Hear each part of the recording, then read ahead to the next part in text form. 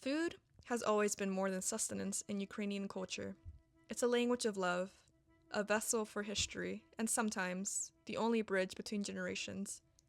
I'm standing in my kitchen today, attempting to speak this language that my mother has been fluent in her entire life.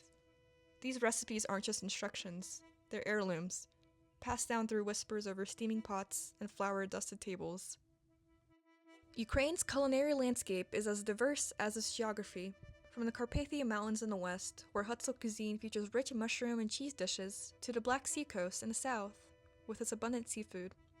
The Central Steppes, Ukraine's breadbasket, have given the world some of its finest grain dishes. These regional variations tell the story of a nation at the crossroads of Europe and Asia, absorbing influences while maintaining its distinct identity through centuries of imperial rule. My mother grew up in a Ukraine where women were expected to master these culinary arts as a matter of course. The kitchen was both a domain of confinement and of power, where women, despite political oppression, maintained authority over cultural transmission. I grew up watching her hands work magic, transforming simple ingredients into dishes that carried the weight of centuries. Today, I'm trying to carry that weight myself, to understand her through the food she made with such ease, while I fumble and learn.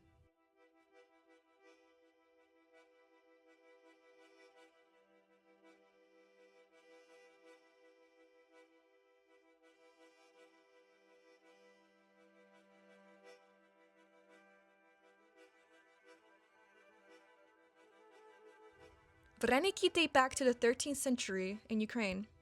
Originally considered a food for special occasions and celebrations, they're deeply connected to Ukrainian pagan and Christian traditions, served during Sviaty Večer, or Christmas Eve, as part of the ritual 12 dishes, each representing one of the apostles.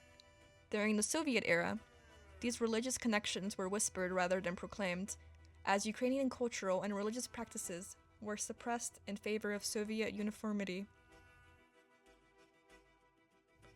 The simple ingredients, flour, water, eggs, and salt, reflect Ukrainian peasant ingenuity developed through centuries of foreign occupation and hardship. During the brutal collectivization period of the 1930s, when Stalin's policies led to the Holodomor famine that killed millions of Ukrainians, families guarded their vareniki recipes like treasures, a connection to better times. Nothing wasted, everything with purpose. The characteristic half-moon shape isn't just aesthetic. It's practical for cooking evenly. In Ukrainian tradition, a woman's skill at making vareniki could determine her marriage prospects. My mother once told me, her voice half joking, half serious, "A girl with clumsy fingers makes a clumsy wife."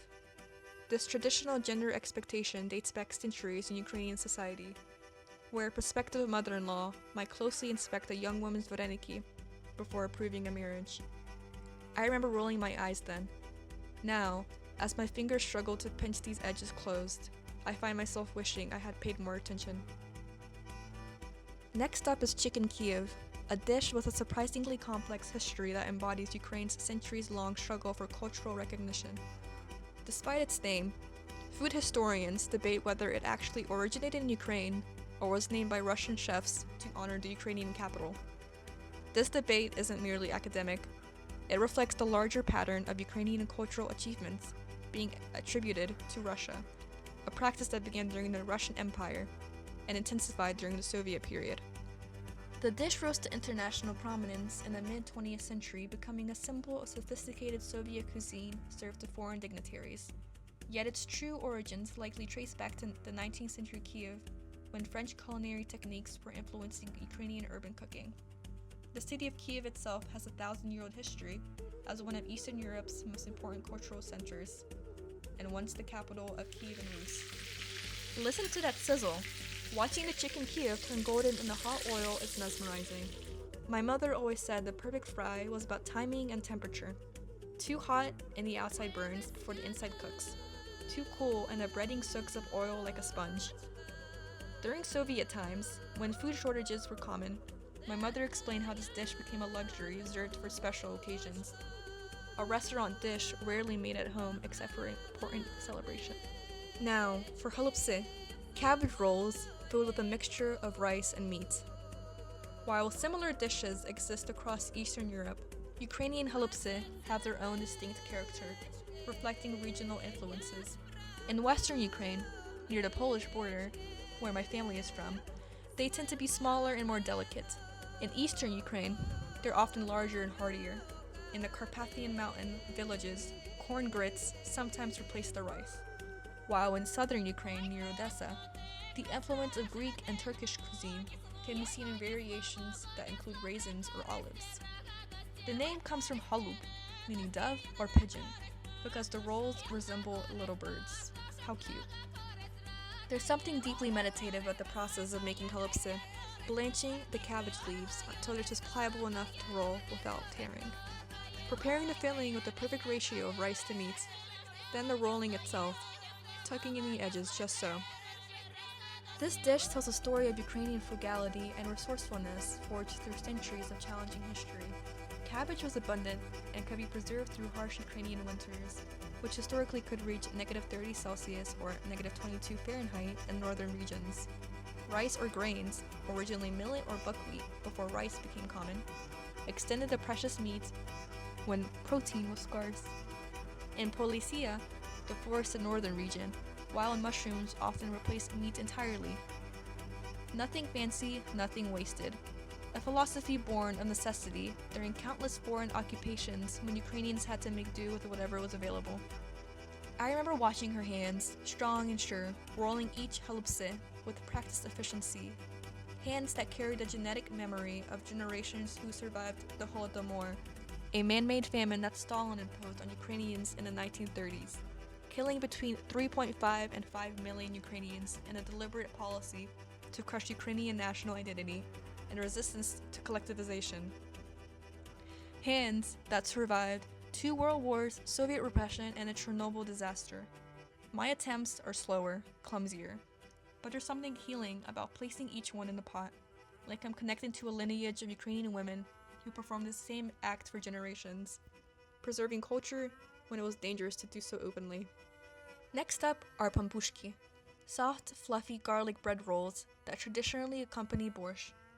The name itself sounds like what they are, warm, pillowy comforts you want to sink your face into.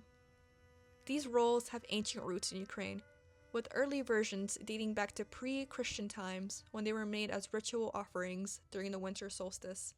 Over centuries, they evolved from pagan ceremonial food to Christian fare, particularly popular during Christmas and Easter celebrations. In different regions of Ukraine, pampushki take on distinctive characteristics. In Lviv and western Ukraine, they're often smaller and sweeter, sometimes filled with poppy seeds or fruit preserves, a reflection of Austro-Hungarian influence. In central Ukraine, around Poltava, they're typically larger and savory. In Kiev, the capital, they're most commonly served with borscht, creating a culinary pairing that's endured for centuries. Bread has sacred significance in Ukrainian culture, a reverence that predates Christianity and survived Soviet atheism. It represents wealth, hospitality, and God's blessing, particularly meaningful in a country that experienced the horrific bread shortages of the Holodomor. Traditional Ukrainian welcomes include offering bread and salt, chlieb y sil, to guests, a custom observed even during official Soviet ceremonies despite its religious origins. Wedding ceremonies feature a special bread called korovai, elaborately decorated with dough, birds, and flowers, symbolizing prosperity and fertility. The respect for bread runs so deep that dropping it on the floor was considered a sin worthy of penance. My mother would kiss a dropped piece of bread before disposing of it, a practice common across Ukraine. And finally, we arrive at perhaps the most iconic Ukrainian dish, borscht. This vibrant beet soup is Ukraine's culinary ambassador to the world, though it's often incorrectly attributed to Russian cuisine. In 2022, Ukrainian borscht was added to UNESCO's list of cultural heritage in need of urgent safeguarding due to the threats posed by the Russian invasion. The dish originated in what is now Ukraine, with the earliest written references dating to 1584 in Kiev. The name itself comes from the Old Slavic word for hogweed, borshevik, which was the original key ingredient before beets became dominant in the 16th and 17th centuries. Borscht exemplifies Ukraine's position at the crossroads of culinary traditions, incorporating elements that reflect the country's complex history of trade routes, invasions, and cultural exchange. Regional variations of borscht tell Ukraine's geographic history. In the Poltava region, it's traditionally made with chicken garnished with halushki, or dumplings. In Chernihiv, it might include wild mushrooms foraged from the ancient forests. Around Kiev, it typically includes beans, while Lviv borscht often features sour cream and chopped hard-boiled eggs. In southern Ukraine, near Odessa, the Black Sea influences brings a version of fish. During religious fasts, many Ukrainians prepare meatless borscht with kidney beans, providing protein, a practice that continued secretly even during Soviet times, when religious observations were discouraged. There's a saying in Ukraine: there are as many borscht recipes as there are Ukrainian grandmothers. Each family has their unique variation, their secret ingredient they like, and their specific technique. Making borscht isn't just cooking, it's participating in a cultural ritual that has endured through centuries of Ukrainian history. The dish predates written records, with some food historians tracing its origins back to the 14th century, when the first distinct Ukrainian principalities were forming after the fall of Kievan Rus. I remember my mother's insistence that true borscht must sit overnight before being eaten. Borscht needs to sleep, she would say. This practice has roots in pre-refrigeration Ukraine, when food was prepared in clay pots and stored in cool cellars, allowing flavors to develop slowly. Like so many of her kitchen rules that seem rooted in folklore, I dismissed it as superstition, only to discover later the scientific truth behind it, that flavors truly do develop and meld when allowed to rest.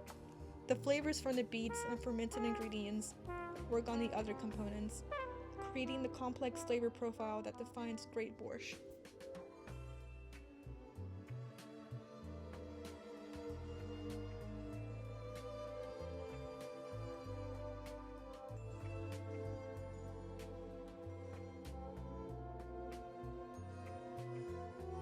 My mother cooked because she had to. She was expected to feed her family, to feed me and my siblings, and to preserve traditions. She was expected to be the keeper of the cultural flame in the way Ukrainian society assigned it to women. Like generations before her, she navigated a patriarchal system where men controlled public life while women wielded influence in domestic spaces. I cooked to understand her, to honor her, and to recognize the strength in what was often dismissed as women's work. Work that preserved Ukrainian culture when more public expressions were forbidden. When I cook Ukrainian food, I'm not just making dinner. I'm participating in an act of cultural preservation that connects me to the women before me. My hands may never move the assured grace of my mother's. My vareniki edges might never be perfectly crimped. But in the attempt, in the willingness to learn this language of food, I'm building a bridge across generations and experiences, acknowledging the unbroken line of cultural transmission that stretches back to Kievan Rus and beyond. As we enjoy these dishes together, I invite you to taste not just the food, but the history and heart that went into creating them. This is more than a meal. It's heritage on a plate, a love letter to Ukraine, and my way of saying to my mom, I see you now, in all of your complexity and strength, and I am grateful for you.